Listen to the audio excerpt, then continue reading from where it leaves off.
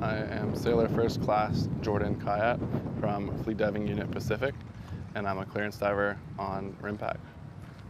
My role here at RIMPAC is to integrate with the Americans and the other nations and conduct diving operations while we're here, share information, share expertise, and train with other nations.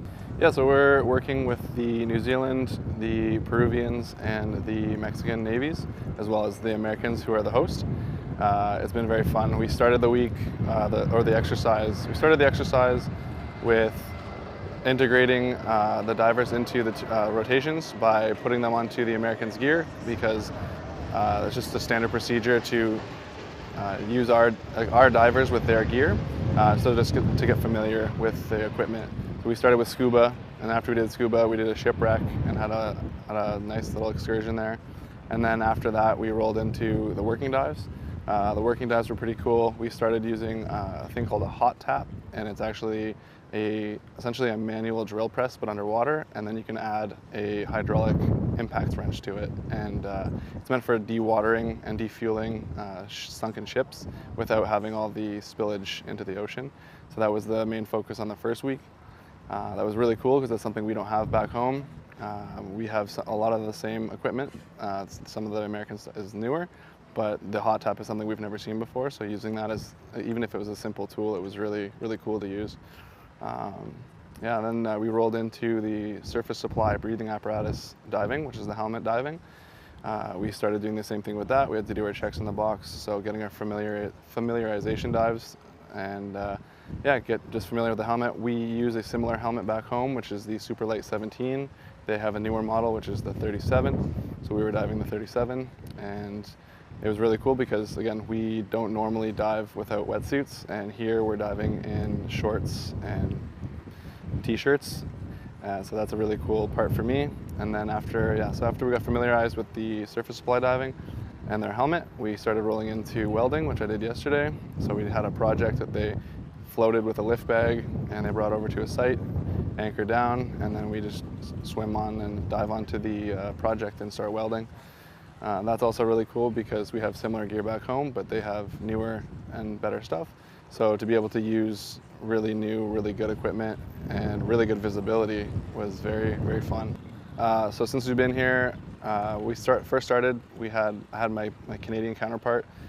He was my dive team partner for the first little bit, but we always had an in-water standby who was an American.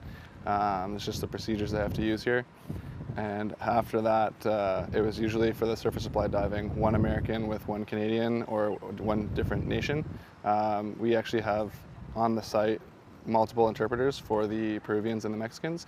So it's typically an American who spoke Spanish fluently enough to be able to converse with another nationality diver down below. So that's been pretty fun.